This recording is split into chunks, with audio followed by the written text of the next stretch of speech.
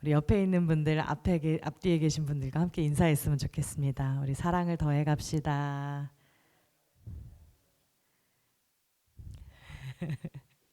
네, 우리 담임 목사님께서는 지금 2025년 우리 목회 계획을 위해서 기도하시고 또 준비하시러 기도원에 들어가셨습니다. 우리 목사님의 그 준비하는 과정을 위해서 우리 함께 기도해 주시고 중보해 주셨으면 좋겠습니다.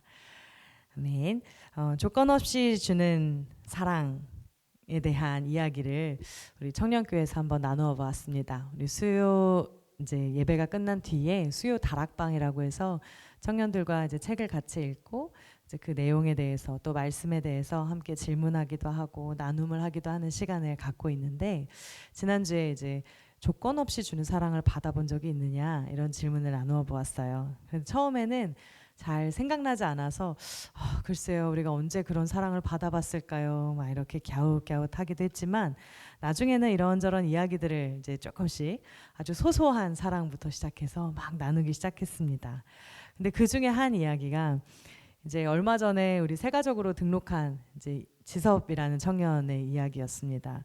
그 친구는 너무 신기하게도 자기 차에 다른 사람들을 위한 물품들을 항상 가지고 다닙니다. 예를 들면 이제 지난번에 비가 막 갑자기 쏟아진 적이 있었는데 우산이 필요하다 이러면서 다들 우산을 찾으니까 갑자기 차에 가서 우산 6개를 들고 내리는 거예요. 근데 이제 자기는 하나만 쓰면 되는데 혹시 다른 사람들이 필요할까봐 우산을 더 많이 가지고 다니는 겁니다. 지난번에 야외 나들이도 갔는데 목사님 혹시 접시 필요하세요? 그릇 필요하세요? 이러더니 일회용 접시와 그릇을 막 한참을 가져와가지고 이제 그걸 또 필요한데 쓰시라고 그러더라고요. 또 뭐 담요가 필요하다 그러면 그 차에서 또 담요가 나오고 추우면 덮으라고 이렇게 담요를 주기도 하고, 또 그 차로 다른 청년들을 막 데려다 주기도 합니다. 그러니까 참 이렇게 나누려는 마음이 참 많은 친구고, 그냥 나의 것만 챙기는 것이 아니라 다른 사람의 것도 항상 넉넉하게 챙겨주는 친구입니다. 그래서 참 따뜻한 마음으로 사랑을 나누는 청년이다. 그래서 참 감사하다 이러면서 다른 청년들이 다 감사함을 표하는 그런 시간을 가졌었습니다. 그래서 오늘은 이 사랑에 대한 주제로 우리 함께 말씀을 나누려고 합니다. 이 베드로후서 1장에서 베드로 사도는 우리가 신성한 성품에 참여해야 된다라는 것에 대해서 이야기했습니다. 그리고 이 신성한 성품에 참여해야 된다는 이 말씀 속에는 이제 물론 우리가 이제 한 번밖에 이제 읽히지 않아서 놓칠 수 있지만, 이 동사는 모든 단어들을 다 이제 수식하고 있는 이제 동사입니다. 그래서 이 동사는 에피코로코레게오라는 이제 단어입니다. 그런데 이것은 필요한 것을 공급한다라는 뜻을 가지고 있습니다. 그러니까 그 전에는 없었고 필요했는데 이제는 필요한 것을 공급해 준다라는 뜻을 가지고 있는 것이죠. 그러니까 믿음만으로 그냥 다 되는 것이 아니라 믿음에다가 덕을 공급해야 된다. 그리고 덕만으로 다 되는 것이 아니라 덕의 지식을 공급해야 된다. 지식에는 절제를 공급해야 되고, 또 절제에는 인내를 공급하여야 하고, 또 인내에는 경건을 공급해야 되고, 그 경건에는 형제 우애를 더 공급을 해야 된다. 이렇게 모든 단어에 그 공급한다라는 단어가 함께 따라붙는 것이죠. 그리고 형제 우애까지 왔는데, 사실 형제 우애까지만 해도 굉장히 훌륭한 수준 아니겠습니까? 그런데 오늘 이제 이 마지막에는 형제 우애는 결국에는 사랑을 공급해야 된다라는 것까지 나아갑니다. 그래서 이 형제 우애에서 사랑을 더 공급해 주어야 정말로 신성한 성품이 완성된다고 오늘 본문은 이야기하고 있습니다. 사실 뭐 형제 우애 정도면 괜찮지 않습니까? 인류애를 충전하는 정도니까 뭐 이 정도로 만족하면서 살 수도 있을 것 같습니다. 그러나 오늘 본문은 분명하게 우리가 신성한 성품에 참여하기 위해서는 여기까지 다다라야 한다라고 이야기하면서, 여기까지 다다라야 그 예수님의 모습을 우리가 담을 수 있다고 이야기합니다. 그래서 8절과 9절은 우리에게 이렇게까지 이야기합니다. 우리 8절 9절 말씀 함께 읽겠습니다. 시작. 이런 것이 너희에게 있어 흡족한즉 너희로 우리 주 예수 그리스도를 알기에 게으르지 않고 열매 없는 자가 되지 않게 하려니와 이런 것이 없는 자는 맹인이라 멀리 보지 못하고 그의 옛 죄가 깨끗하게 된 것을 잊었느니라. 네. 이렇게 이 모든 것을 채우지 않는다면, 이것을 다 채워가지 않는다면 우리가 어떻다고 합니까? 우리가 열매 없는 자가 될 수밖에 없다라고 이야기합니다. 그러니까 이 모든 것들이 우리 가운데 채워지지 않는다면 우리는 열매를 맺을 수 없다는 것이죠. 그리고 더 나아가서 뭐라고 말씀하십니까? 완전하게 보지 못하는 맹인이 될 수밖에 없다. 그러니까 우리가 이 사랑까지 이르지 못한다면 우리는 다 보지 못하는 사람이 되는 것입니다. 완전히 보지 못하는 맹인이 된다라는 표현은 굉장히 우리를 굉장히 놀랍게 합니다. 그렇다면 우리가 이 마지막으로 채워야 하는 것, 이 사랑은 어떤 것을 이야기하는 것일까요? 헬라어 단어로는 너무나 잘 알려져 있는 단어입니다. 바로 아가페라는 단어로 이야기되는 사랑입니다. 헬라어 단어로는 이 사랑을 뜻하는 단어들이 여러 가지가 있지만 뭐 우정을 뜻하는 단어도 있고 뭐 이제 뭐 사제간의 뭐 그런 마음을 뜻하는 단어도 있고 뭐 신뢰를 뜻하는 그런 단어들도 있고 여러 단어들이 있지만 그 중에서도 이 아가페라는 단어를 이제 오늘 베드로 사도는 이 본문에서 사용을 했습니다. 그래서 고린도전서 13장에 보면 바울 사도가 이 사랑 아가페에 대해서 우리에게 어떤 단서를 제공해 주는 것을 찾아볼 수 있습니다. 고린도전서는 고린도 교회에 보낸 편지 내용입니다. 그런데 이 편지는 우리에게 사랑이 무엇인지, 사랑이 어떤 것인지를 우리에게 전해주고 있습니다. 고린도 교회는 사실 굉장히 번영한 지역에 위치해 있었습니다. 부유한 곳이었고요. 그리고 교회 안에 있는 사람들도 신앙이 아주 얕지 않은 사람들이었습니다. 사실 꽤나 깊은 신앙을 가지고 있는 사람들이 있어서 그 교회 안에는 내가 이 사람을 따르는 신앙을 가지고 있다라고 이야기할 만큼 굉장히 깊이 있는 신앙들을 가진 사람들이 많이 있었습니다. 그리고 지적인 신앙의 풍성함도 아마도 있었던 것 같습니다. 심지어 우리가 알고 있듯이 뭐 바울파다, 게바파다, 아볼로파다 이러면서 막 이야기하는 사람들이 있었는데 거기서 더 나아가서 그 파에는 그리스도파도 있었습니다. 그리스도파는 우리가 진짜 예수님을 따르는 사람들이다 이런 의미 아니겠습니까? 저 사람들은 다 됐고 우리가 진짜다 막 이렇게 얘기하는 사람들이니까 어찌 보면 그 공동체 안에는 신앙의 순수성을 지키려는 사람들도 분명히 존재했던 것으로 보입니다. 그리고 그 내용을 우리가 미루어서 생각을 해보면 그 고린도 교회 안에는 방언의 은사도 있었고 예언의 은사도 있었고 갖가지 은사들이 그 안에 드러났던 것을 볼 수 있습니다. 그러니까 신앙의 은사들까지 막 드러나는 교회니 이 교회가 얼마나 또 풍성하고 신앙이 깊이 있는 교회겠습니까? 그러나 그럼에도 불구하고 어려움들이 있었습니다. 바로 공동체의 깨어짐이었습니다. 분열이 있었고 갈라짐이 있었습니다. 그래서 바울이 그들에게 제시하는 것입니다. 고린도전서 우리 13장 1절에서 3절 말씀인데요. 우리 함께 한 목소리로 읽겠습니다. 시작. 내가 사람의 방언과 천사의 말을 할지라도 사랑이 없으면 소리나는 구리와 울리는 꽹과리가 되고 내가 예언하는 능력이 있어 모든 비밀과 모든 지식을 알고 또 산을 옮길 만한 모든 믿음이 있을지라도 사랑이 없으면 내가 아무것도 아니요. 내가 내게 있는 모든 것으로 구제하고 또 내 몸을 불사르게 내줄지라도 사랑이 없으면 내게 아무 유익도 없느니라. 네, 아멘. 내가 사람의 방언을 하고 천사의 말을 막 하고 그리고 내가 예언하는 능력이 있어서 모든 비밀을 다 드러낼 수 있고 모든 지식을 다 알 수가 있고 산을 옮길 수 있을 만한 엄청난 믿음이 있고 뭐 내게 있는 모든 것으로 다 털어서 구제도 하고 또 내 몸을 불사르게 내어주는 그런 열정이 있는 사람이라고 할지라도 이 엄청난 신앙의 모습 아니겠습니까? 저희가 굉장히 부러워하고 또 그렇게 되고 싶은 신앙의 모습이기도 한데 정말 이런 엄청나게 화려한 신앙의 모습들이 다 우리에게 있다고 할지라도 바울은 분명하게 선언합니다. 뭐라고 선언합니까?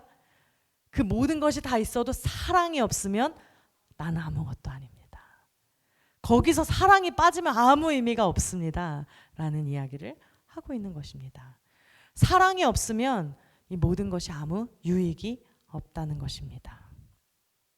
그러니까 이 고린도 교회에 엄청 깊은 신앙들과 다양한 신앙의 멋진 모습들, 은사들, 이 모든 것들이 있다고 할지라도 그 안에 사랑이 없으면 우리에게는 아무 의미가 없고 아무 소용이 없고, 그래서 이 문제는 해결되지 않을 겁니다. 그러니까 필요한 것이 무엇입니까? 바로 사랑인 것입니다. 바울은 지금 그 얘기를 하고 있는 것입니다. 이 모든 것을 해결할 수 있는 건 결국 주님께서 우리에게 보여주신 그 사랑밖엔 답이 없고 해결책이 없다는 것입니다. 아멘. 그렇다면 이 사랑의 모습은 우리에게 어떻게 나타나게 되겠습니까? 우리 누가복음에서 예수님께서는 이 아가페의 사랑에 대해서 이렇게 말씀하십니다. 누가복음 6장 32절 33절 말씀인데요. 우리 함께 한 목소리로 읽겠습니다. 시작. 너희가 만일 너희를 사랑하는 자만을 사랑하면 칭찬받을 것이 무엇이냐? 죄인들도 사랑하는 자는 사랑하느니라. 너희가 만일 선대하는 자만을 선대하면 칭찬받을 것이 무엇이냐? 죄인들도 이렇게 하느니라. 아멘. 아멘. 예수님께서 지금 이렇게 말씀하세요. 만약에 너희가 너희를 사랑하는 사람만을 사랑한다면 그게 칭찬받을 게 대체 무엇이냐? 죄인들도 다 사랑한다. 나를 선대하는 사람만을 선대한다면 그게 무슨 칭찬받을 게 있겠냐? 죄인들도 그렇게 한다. 이야기하는 것입니다. 사실 우리는 이런 문화에 익숙합니다. 나에게 잘해주는 사람에게 나도 잘해주고 싶고, 나를 사랑해주는 사람에게 나도 사랑해주고 싶고, 나에게 좋은, 나와 잘 맞는 사람에게 더 마음이 끌리고 더 잘해주고 싶은 마음이 우리 마음 가운데 드는 것은 사실입니다.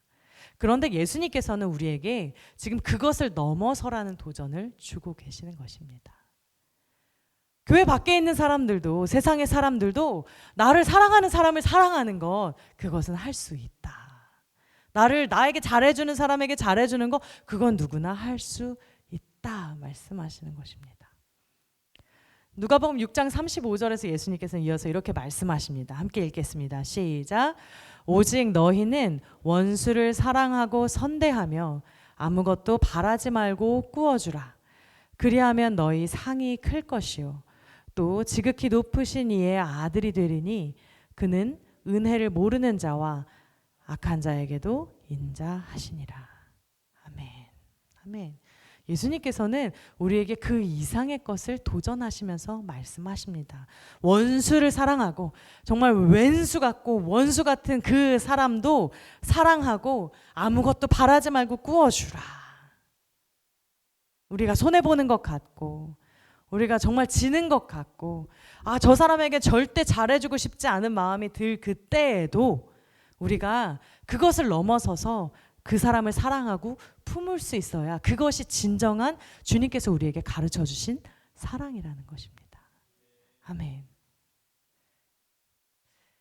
제가 이제 관계에 굉장히 중요한 의미를 두는 사람이기도 한데, 관계가 틀어지면 그렇게 삶이 흔들리고 어렵더라고요. 근데 한 번은 이제 그 관계가 좀 틀어진 적이 있었습니다. 특별히 별다른 이유가 없었는데 어느 날부터 함께 이제 같은 공간에 지내던 분이 막 이제 저한테 표정이 좋지 않고, 갑자기 말을 걸어도 말이 짧아지고, 그리고 막 지나다니면서 제 의자를 툭툭 치면서 막 지나가시는 거예요. 근데 이제 그냥 살짝 치는 게 아니라 거기 제 뒷자리를 지나가시면서 팍 치고 막 지나가시고 말도 안 하고, 근데 왜 그러시냐고 물어봤는데 아무 말씀이 없으신 거예요. 그래서 이상하다 그러면서 이제 막 며칠을 지났습니다. 이제 그러다가 하나님께서 제 마음 가운데 그런 말씀을 주시는 거예요. 이제 그 교회 사무실 안에서였는데 성령의 하나 되게 하신 것을 힘써 지켜라, 이런 말씀을 주시더라고요.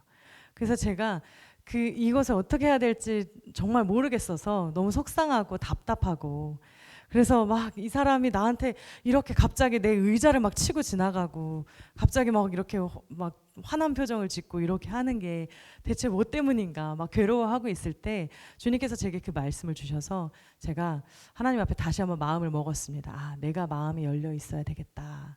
내가 주님께서 성령의 하나 되게 하신 것을 힘써 지키라고 하셨으니까 한번 지켜봐야겠다. 그러면서 그분한테 마음을 그날부터 다시 열기 시작했습니다. 그래서 막 치고 지나가도 왜 저래 막 이게 아니라 그냥 이제 웃으면서 그냥 넘기고 그렇구나. 그리고 그분한테 언제든지 괜찮아지실 때 말씀해 주시라고 이렇게 이야기를 하기도 했는데 이제 그러고 나서 며칠 더 지나고 났을 때 그분이 저한테 이야기를 좀 하자고 하시더라고요. 그래서 뭐 이제 왜 그랬는지 막 이런 이야기들을 이렇게 나누면서 같이 이야기를 나누니까 그때서는 다시 풀어져서 다시 좋은 관계로 회복될 수가 있었습니다. 근데 하나님께서 그때 저에게 선대하지 않는 사람을 선대하는 법을 저에게 좀 가르쳐 주셨던 것 같아요.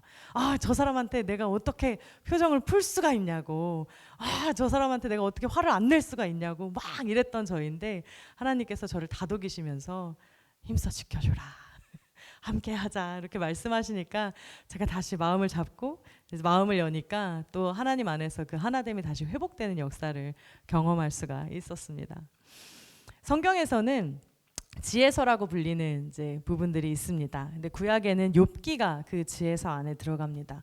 왜 욥기가 지혜서 안에 들어가냐면 하나님의 지혜가 무엇이냐를 계속해서 묻는 거예요. 그 욥과 그 친구들이 하나님의 뜻이 뭐냐, 하나님의 지혜가 뭐냐를 계속해서 묻습니다. 물론 친구들의 그 답 안에는 굉장한 오답들이 있었습니다. 그런데 욥과 욥의 친구들은 계속해서 그들의 세계관 안에 갇혀 있었습니다. 친구들은 당신이 죄를 지었기 때문에 이런 일이 발생한 것이다 라는 인과응보적인 세계관을 가지고 있었습니다. 근데 욥도 마찬가지였어요. 근데 욥은 그 인과응보적인 세계관 안에서 이해가 안 되는 거예요. 하나님, 나는 죄를 짓지 않았는데 왜 이런 일이 저에게 있습니까?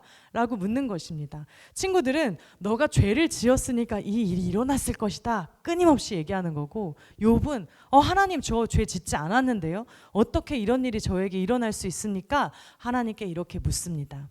그런데 욥기의 결론이 어떻습니까? 하나님께서 쫙 나타나셔서 말씀하시는데 갑자기 창조에 대한 말씀을 하십니다. 내가 그거 지을 때 너 그거 봤냐?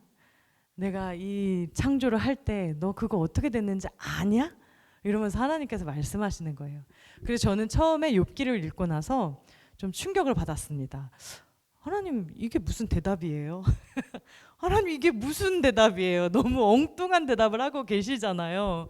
하나님, 이게 대체 무슨 소리입니까? 막 이렇게 묻기도 했었던 기억이 납니다.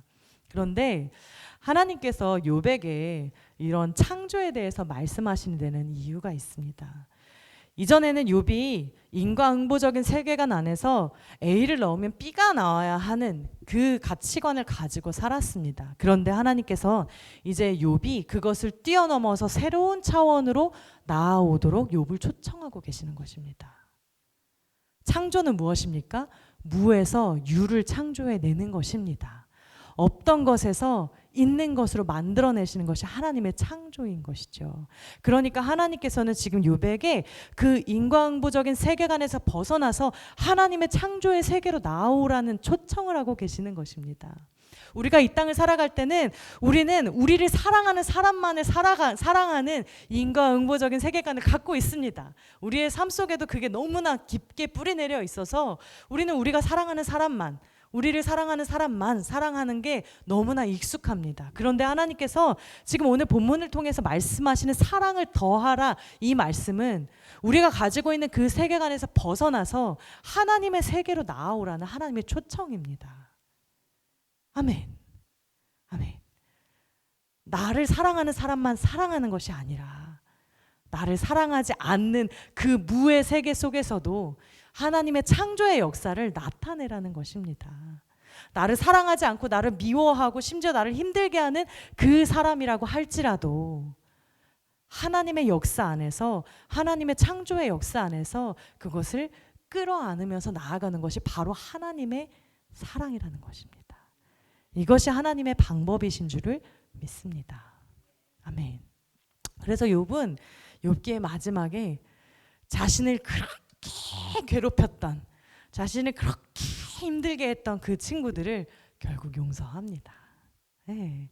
하나님의 그 창조의 세계를 맛보니까, 아무것도 없던 것에서 만들어내신 하나님의 그 놀라운 사랑을 알게 되니까 이제는 그 사랑으로 자기를 힘들게 했던 사람들까지도 끌어안고 사랑할 수 있게 되는 것입니다.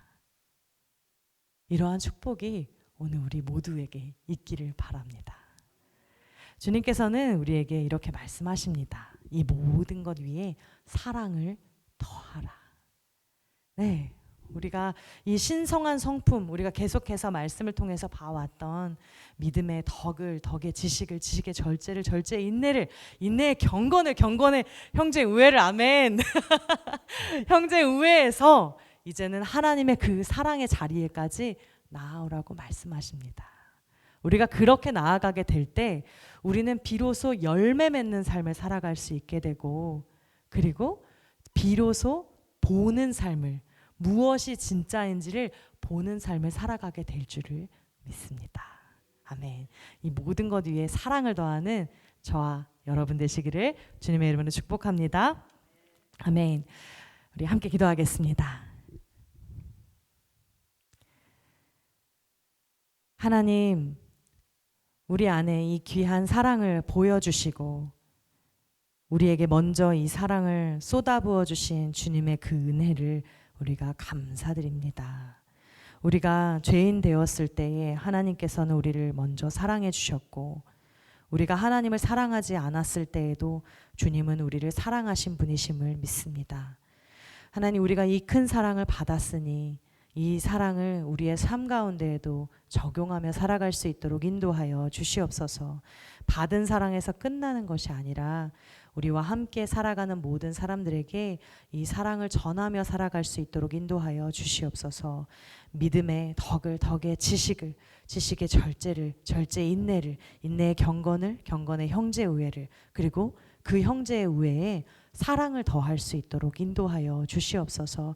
그래서 우리의 삶이 참된 열매를 맺는 삶, 그리고 참된 진리를 바라보는, 비로소 볼 수 있는 그런 삶이 될 수 있도록 주님께서 우리 가운데 함께하여 주시옵소서. 이 모든 말씀 우리 주 예수 그리스도의 이름으로 기도합니다.